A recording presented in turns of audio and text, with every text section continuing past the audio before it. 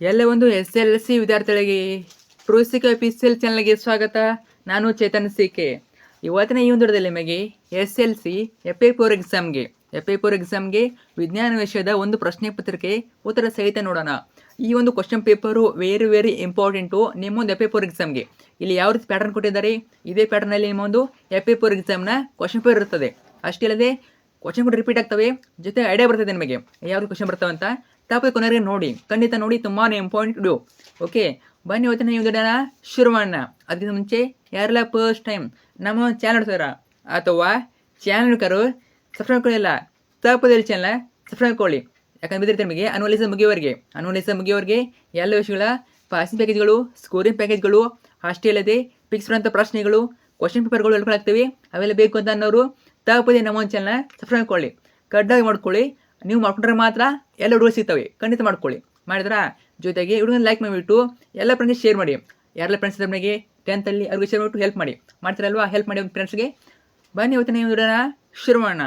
ಮೊದಲಾಗಿ ರೂಪನಾತ್ಮಕ ಮೌಲ್ಯಪ 4, ಒಟ್ಟು ಅಂಕಗಳು 20 ಅಂಕಗಳು. ವಿಷಯ ವಿಜ್ಞಾನ, ತರಗತಿ 10ನೇ ತರಗತಿ, ಸಮಯ 40 ನಿಮಿಷ. ನೋಡ್ತಾ ಹೋಗೋಣ. 1ನೇ ಮೇಲೆ ನಿಮಗೆ 3 ಮಲ್ಟಿಪಲ್ ಇರ್ತವೆ, ಫಸ್ಟ್ ಮೇಲೆ ನಿಮಗೆ 3 ಮಲ್ಟಿಪಲ್ ಕ್ವಶನ್ ಇರ್ತವೆ. ಇದು ಕ್ವಶನ್ ಪೇಪರು. ನಾನು ನಿಮಗೆ ಉತ್ತರ ಸಹಿತ ಹೇಳ್ತಾ ಹೋಗ್ತೀನಿ, ನೋಡೋಣ. ಓಕೆ, ನೋಡ್ತಾ ಹೋಗೋಣ. 1ನೇ ಪ್ರಶ್ನೆ ನೋಡಿ. 1ನೇ ಕ್ವಶನ್ನು, ಕಾರ್ಬನ್ ಇತರೆ ಕಾರ್ಬನ್ ಪರಮಾಣುಗಳೊಂದಿಗೆ ಬಂಧಗಳನ್ನು ಏರ್ಪಡಿಸಿಕೊಂಡು ಬೃಹತ್ ಅಣುಗಳನ್ನು ಕೊಡುತ್ತದೆ. ಕಾರ್ಬನ್ನ ಈ ಅನನ್ಯ ಗುಣ ಯಾವುದಾಗ್ತದೆ? ಸರಿಯಾದ ಉತ್ತರ ಆಪ್ಷನ್ ಬಿ, ಕೆಟನೀಕರಣ ಆಗ್ತದೆ. ಕೆಟನೀಕರಣ ಅನ್ನೋದು ಸರಿಯಾದ ಉತ್ತರ. ಇನ್ನು ಕ್ವಶನ್ ನಂಬರ್ 2, ಹಲವು ಪೀಳಿಗೆಗಳ ಸಂತತಿಗಳಲ್ಲಿ ಒಂದು ಗುಣವು ಕಂಡು ಬಂದಿದೆ ಎಂದರೆ ಆ ಗುಣ ಏನಾಗಿರ್ತದೆ? ಆಪ್ಷನ್ ಎ, ಪ್ರಬಲ ಗುಣ ಅನ್ನೋದು ಸರಿಯಾದ ಉತ್ತರ. ಪ್ರಬಲ ಗುಣ ಆಗಿರ್ತದೆ ಅದು. ಇನ್ನು ಕ್ವಶನ್ ನಂಬರ್ 3 ಏನು ಕೆಟ್ಟಿದ್ದಾರೆ ನೋಡಿ. ಚಂದ್ರನ ಮೇಲ್ಮೈನಿಂದ ಗೋಚರಿಸುವ ಆಕಾಶದ ಬಣ್ಣವು, ಚಂದ್ರನ ಮೇಲ್ಮೈನಿಂದ ಗೋಚರಿಸುವ ಆಕಾಶದ ಬಣ್ಣವು ಕೇಳಿದ್ದಾರೆ ಅಥವಾ ಬಣ್ಣ ಅಂತ ಕೇಳಿದ್ದಾರೆ. ಆಪ್ಷನ್ ಸಿ, ಕಪ್ಪು ಆಗ್ತದೆ. ಕಪ್ಪು ಬಣ್ಣ ಚಂದ್ರನ ಮೇಲ್ಮೈನಿಂದ ಕಪ್ಪು ಬಣ್ಣ ಗೋಚರಿಸ್ತದೆ. ನೆನ್ಬಿಟ್ಕೊಳ್ಳಿ, ತುಂಬ ಇಂಪಾರ್ಟೆಂಟ್ ಕ್ವಶನು. ನಂತರ ಸೆಕೆಂಡ್ ಮೇಲ್ ಬರ್ತದೆ. ಸೆಕೆಂಡ್ ಮೇಲೆ ನಿಮಗೆ ಕೆಳಗಿನ ಪ್ರಶ್ನೆಗಳಿಗೆ ಒಂದು ಅಂಕದಲ್ಲಿ ಉತ್ತರಿಸಿ.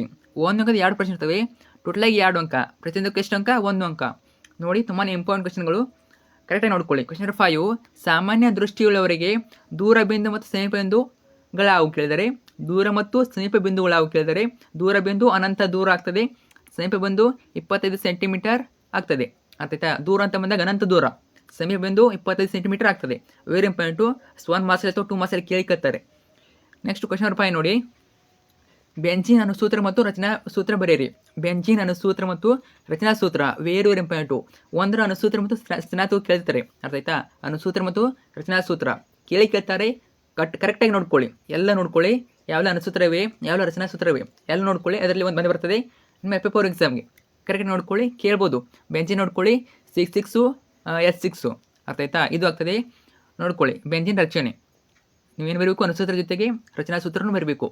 ನೀವು ಚಿತ್ರ ನೋಡ್ಕೋಬೋದು, ನಿಮ್ಮ ಬುಕ್ನಲ್ಲಿ ನೋಡ್ಕೋಬೋದು. ವಿಜ್ಞಾನ ಬುಕ್ಕಲ್ಲಿ ಚಿತ್ರ 4.10 ಬೆಂಚಿನ ರಚನೆ ನೋಡ್ಕೊಳ್ಳಿ. ಇನ್ನು ಥರ್ಡ್ ಮೇನು, ಕೆಳಗಿನ ಪ್ರಶ್ನೆಗಳಿಗೆ 2-3 ವಾಕ್ಯಗಳು ಉತ್ತರಿಸಿ. ಇವು ಬಂದ್ಬಿಟ್ಟು 2 ಅಂಕದ ಪ್ರಶ್ನೆಗಳು, 4 ಇರ್ತವೆ. ಟೋಟಲಾಗಿ 8 ಅಂಕ. ಪ್ರತಿಯೊಂದಕ್ಕೂ 2 ಅಂಕ. ಎಷ್ಟು ಕ್ವಶನ್ ಬರಬೇಕು? 4 ಕ್ವಶನ್ ಬರೀಬೇಕು. ಈಗೆಲ್ಲ ಚಾನಲ್ ನಿಮಗೆ ಕನ್ನಡ, ಇಂಗ್ಲೀಷು, ಗಣಿತ, ಸಮಾಜ ವಿಜ್ಞಾನ ಎಲ್ಲ ಕೂಡ ಇರ್ತವೆ FA4 ಎಕ್ಸಾಮ್ಗೆ. ತಾವು ಎಲ್ಲ ನೋಡ್ಕೊಳ್ಳಿ. ತುಂಬಾ ಇಂಪಾರ್ಟೆಂಟ್ ಕ್ವಶನ್ ಹಾಕಿದ್ದೀನಿ, ನೋಡ್ಕೊಳ್ಳಿ, ಚಾನಲ್ ಇರ್ತವೆ. ನೋಡ್ತಾ ಹೋಗೋಣ. 6ನೇ ಪ್ರಶ್ನೆ, ತಂದೆಯಿಂದ ಅನುವಂಶಿಯಾಗುವ ವರ್ಣತಂತುಗಳು ಮಗುವಿನ ಲಿಂಗವನ್ನು ನಿರ್ಧರಿಸುತ್ತವೆ, ವಿವರಿಸಿ. ಇದು ಕೂಡ ಕ್ವಶನ್ ಕೇಳ್ಬೋದು ನಿಮಗೆ, ನೋಡ್ಕೊಳ್ಳಿ ಚೆನ್ನಾಗಿ. ಮಹಿಳೆಯ ಲಿಂಗ ವರ್ಣತಂತುಗಳು ಪರಿಪೂರ್ಣ ಜೋಡಿಯಾಗಿದ್ದು ಸಮಾನ ಗಾತ್ರದ XX ವರ್ಣತಂತುಗಳಾಗಿವೆ. ಪುರುಷ ಲಿಂಗ ವರ್ಣತಂತುಗಳ ಜೋಡಿಯಲ್ಲಿ ಸಾಮಾನ್ಯ ಗಾತ್ರದ X ವರ್ಣತಂತು ಮತ್ತು ಗಾತ್ರದಲ್ಲಿ ಚಿಕ್ಕದಾದ Y ವರ್ಣತಂತುಗಳಿವೆ. ತಂದೆಯಿಂದ X ವರ್ಣತಂತು ಪಡೆದ ಮಗು ಹುಡುಗಿಯಾಗುತ್ತದೆ, ತಂದೆಯಿಂದ Y ವರ್ಣತಂತು ಪಡೆದ ಮಗು ಹುಡುಗನಾಗಿರುತ್ತದೆ.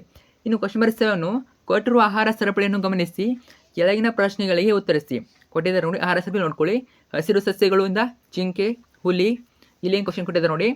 ನೋಡಿ, ಹುಲಿಗೆ 700 kg ಶಕ್ತಿಯು ಲಭ್ಯವಾದರೆ ಹಸಿರು ಸಸ್ಯಗಳು ಹೊಂದಿರುವ ಶಕ್ತಿಯ ಪ್ರಮಾಣವೆಷ್ಟು? ಇನ್ನು ಆ ಕ್ವಶನ್ನು, ಯಾವ ಪೋಷಣಾಸ್ತರದ ಜೀವಿಯಲ್ಲಿ ಹಾನಿಕಾರಕ ರಾಸಾಯನಿಕಗಳ ಸಂಗ್ರಹ ಗರಿಷ್ಠವಾಗಿರುವುದು ಏಕೆ ಕೇಳಿದರೆ. ಒಂದೇ ಉತ್ತರ ನೋಡಿ, ಹಸಿರು ಸಸ್ಯಗಳು ಹೊಂದಿರುವ ಶಕ್ತಿಯ ಪ್ರಮಾಣ 7000 kg ಆಗ್ತದೆ. ಇನ್ನು ಆ ಹುಲಿ ಈ ರಾಸಾಯನಿಕಗಳು ವಿಘಟನೆಗೆ ಒಳಗಾದ ಕಾರಣ ಪ್ರತಿ ಪೋಷಣಾಸ್ತ್ರದಲ್ಲಿ ಸಂಗ್ರಹಿಸಲ್ಪಟ್ಟು ಆಹಾರ ಸರಪಳಿಯ ಉನ್ನತ ಪೋಷಣಾಸ್ತ್ರದಲ್ಲಿ ಗರಿಷ್ಠ ಸಾಂದ್ರತೆಯಲ್ಲಿ ಸಂಗ್ರಹವಾಗುತ್ತದೆ. ನಾನು ಸ್ವಲ್ಪ ಫಾಸ್ಟ್ ಹೇಳ್ತೀನಿ, ನೀವು ವಿಡಿಯೋ ಪಾಸ್ ಮಾಡಿಟ್ಟು ಕರೆಕ್ಟಾಗಿ ಓದ್ಕೊಳ್ಳಿ. ಓಕೆ, ನಂತರ ಕ್ವಶನ್ ನಂಬರ್ 8 ಮಯೋಪಿಯಾ ಅಥವಾ ಸಮೀಪ ದೃಷ್ಟಿ ದೋಷ ಎಂದರೇನು? ಮಯೋಪಿಯಾ ಅಥವಾ ಸಮೀಪ ದೃಷ್ಟಿ ದೋಷ ಎಂದರೇನು? ಅದನ್ನು ಸರಿಪಡಿಸಲು ಬಳಸುವ ಮಸೂರದ ವಿಧವನ್ನು ಹೆಸರಿಸಿ. ಈ ದೋಷಕ್ಕೆ ಕಾರಣಗಳೇನು? ಈ ರೀತಿ ಕ್ವಶನ್ ಕೇಳ್ತಾರೆ ನಮಗೆ. ಅರ್ಥ ಆಯ್ತು? 2 ಮಾರ್ಕ್ಸಲ್ಲಿ ರಿಪೀಟ್ ಆಗ್ತಾ ನೋಡ್ಕೊಳ್ಳಿ. ಸಮೀಪದ ವಸ್ತುಗಳು ಸ್ಪಷ್ಟವಾಗಿ ಕಾಣಿಸುತ್ತವೆ, ಆದರೆ ದೂರದ ವಸ್ತುಗಳು ಸ್ಪಷ್ಟವಾಗಿ ಕಾಣಿಸುವುದಿಲ್ಲ ಅಥವಾ ಕಾಣುವುದಿಲ್ಲ. ಈ ದೋಷವನ್ನು ಸಮೀಪ ದೃಷ್ಟಿ ದೋಷ ಎನ್ನುವರು. ಈ ದೋಷ ಉಂಟಾಗಲು ಕಾರಣ ಕಣ್ಣಿನ ಮಸೂರದ ವಿಪರೀತ ವಕ್ರತೆ. ಇನ್ನು ಎರಡನೇದು ಕಣ್ಣುಗುಡಿಯ ಸಹಜತೆಗಿಂತ ಉದ್ದವಾಗಿರುವುದು. ಪರಿಹಾರನು ನೀವಿನ ಮಸೂರ ಬಳಸಿ. ಅರ್ಥ ಆಯ್ತಾ? ನೀವಿನ ಮಸೂರ ಬಳಕೆಯಿಂದ ಇದನ್ನ ಪರಿಹಾರ ಮಾಡ್ಬೋದು ನಾವು. ನೀವಿನ ಮಸೂರದ ಬಳಕೆ ಅಥವಾ ಪಿನ ಮಸೂರದ ಬಳಕೆ ಕೂಡ ಕೇಳ್ಬೋದು. ಕರೆಕ್ಟ್ ನೋಡ್ಕೊಳ್ಳಿ. ಪಿನ ಮತ್ತು ನೀಮ್ನ ಇದರ ಮೇಲೆ ಕ್ವಶನ್ 2 ಮಾರ್ಕ್ಸ್ ಕೇಳ್ಬೋದು, 3 ಮಾರ್ಕ್ಸಿಗೆ ಕೇಳ್ತಾರೆ, ಅಥವಾ ನಮಗೆ ಚಿತ್ರ ಕೂಡ ಕೇಳ್ಬೋದು. ಕರೆಕ್ಟ್ ನೋಡ್ಕೊಳ್ಳಿ. ಚಿತ್ರದ ಜೊತೆಗೆ ಪ್ರತಿಬಿಂಬ ಸ್ವಭಾವ ಎಲ್ಲ ನೋಡ್ಕೊಳ್ಳಿ. ಸ್ವಭಾವ ಕೂಡ ಕೇಳ್ತಾರೆ ನಮಗೆ. ನಂತರ ಕ್ವಶನ್ ನಂಬರ್ 9 ಬಿಳಿಯ ಬಣ್ಣದ ರೋಹಿತದ ಪುನರ್ ಸಂಯೋಜನೆ ಚಿತ್ರವನ್ನು ಬರೆಯಿರಿ. ವೆರಿ ಇಂಪಾರ್ಟೆಂಟು ಚಿತ್ರ ಕೇಳ್ತಾರೆ. ಅರ್ಥ ಆಯ್ತಾ? ಇದು ಕೂಡ ಇಂಪಾರ್ಟೆಂಟು. 11.6 ಚಿತ್ರ 11.6 ಬಿಳಿಯ ಬಣ್ಣದ ರೋಹಿತದ ಪುನರ್ ಸಂಯೋಜನೆ ಇದು ಕೇಳ್ಬೋದು. ರೋಹಿತದ ಪುನರ್ ಸಂಯೋಜನೆ ಪ್ರತಿ ವರ್ಷ ನಮಗೆ ಅನಾಲಿಸ್ ಮೇಲೆ ಕೇಳ್ತಾ ಇದ್ದಾರೆ. FF4 ಕೇಳ್ಬೋದು. ನೋಡ್ಕೊಳ್ಳಿ ಚೆನ್ನಾಗಿ. ಒಟ್ಟಿನಲ್ಲಿ ಎಲ್ಲ ಚಿತ್ರ ನೋಡ್ಕೊಳ್ಳಿ. ಅದರಲ್ಲಿ ಒಂದು ಕೇಳ್ತಾರೆ. ಬಿಳಿಯ ಬೆಳಕು ನೋಡ್ಕೊಳ್ಳಿ, ಪರದೆ ಬಿಳಿಯ ಬೆಳಕು ಈ ರೀತಿ ಬರ್ತದೆ. ಕರೆಕ್ಟಾಗಿ ಬರಬೇಕು. ಎಲ್ಲಿದೆ P1 P2 ಎಲ್ಲಿ ಕರೆಕ್ಟಾಗಿ ಬರೀರಿ. ಸೊ ಮಿಸ್ಟೇಕ್ ಮಾಡಿದ್ರೆ ಮಾರ್ಕ್ಸನ್ನ ಕಳ್ಕೊತೀರ. ತುಂಬಾ ಈಸಿ. ಕರೆಕ್ಟಾಗಿ ನೋಡ್ಕೊಳ್ಳಿ. ಇನ್ನು 4th ಮೇನು ಕೆಳಗಿನ ಪ್ರಶ್ನೆಗಳಿಗೆ 3, 4 ಅಂಕ ತರಿಸಿ. 3 ಅಂಕದ 1 ಪ್ರಶ್ನೆ ಇರ್ತದೆ. ಟೋಟಲಾಗಿ 3 ಅಂಕ. ಒಂದೇ ಪ್ರಶ್ನೆ 3 ಅಂಕ. 15 ನೋಡಿ, ಶುದ್ಧ ಗಿಡ ವೆರಿ ಇಂಪಾರ್ಟೆಂಟ್ ಕ್ವಶನ್ ಇದು. ಅರ್ಥ ಆಯ್ತಾ? ಶುದ್ಧ ಗಿಡ ಸ್ಮಾಲ್ TT ಬಟಾಣಿ ಸಸ್ಯವನ್ನು ಶುದ್ಧ ಎತ್ತರದ ಬಟಾಣಿ ಸಸ್ಯಗಳೊಂದಿಗೆ ಕ್ಯಾಪಿಟಲ್ TT ಸಂಕಲನಗೊಳಿಸಲಾಗಿದೆ.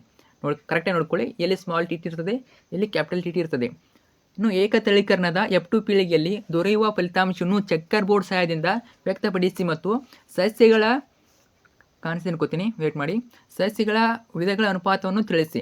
ಸಸ್ಯಗಳ ವಿಧಗಳ ಅನುಪಾತ ಕೇಳಿದರೆ ತುಂಬಾ ಈಸಿ. ನೋಡ್ಕೊಳ್ಳಿ. ಇನ್ನು ಕೇಳ್ತಾರೆ ನಮಗೆ ಚೆಕ್ಕರ್ ಬೋರ್ಡ್ ಸಹಾಯದಿಂದ ಗುರುತಿಸಬೇಕು ನಾವು. ಅರ್ಥ ಆಯ್ತಾ? ಚೆಕ್ಕರ್ ಬೋರ್ಡ್ ಸಹಾಯದಿಂದ ವ್ಯಕ್ತಪಡಿಸಿ ಮತ್ತು ಸಸ್ಯಗಳ ವಿಧಗಳ ಅನುಪಾತವನ್ನು ತಿಳಿಸಿ. ನೋಡ್ಕೊಳ್ಳಿ. ಪರಕೀಯ ಪರಾಗಸ್ಪರ್ಶ ಲಿಂಗಾಣುಗಳು ಎತ್ತರ ಗಿಡ್ಡ ಈ ರೀತಿ ಬರಬೇಕು. ಅರ್ಥ ಆಯ್ತಾ? ಲಾಸ್ಟಿಗೆ ಚೆಕ್ಕರ್ ಬೋರ್ಡ್ ಹಾಕಬೇಕು. ಅರ್ಥ ಆಯ್ತಾ? ಚೆಕ್ಕರ್ ಬೋರ್ಡ್ ಹಾಕಿದ ಮೇಲೆ ನಿಮಗೆ ಏನು ಬರಬೇಕು? ವ್ಯಕ್ತ ರೂಪ ಅನುಪಾತ ಜೊತೆಗೆ ಜೀನ ರೂಪ ಅನುಪಾತ ಬರಬೇಕು. ಇದಕ್ಕೂ ಮಾಡಿಸುತ್ತದೆ, ಇದಕ್ಕೂ ಮಾಡಿಸುತ್ತದೆ. ಕರೆಕ್ಟಾಗಿ ನೋಡ್ಕೊಳ್ಳಿ.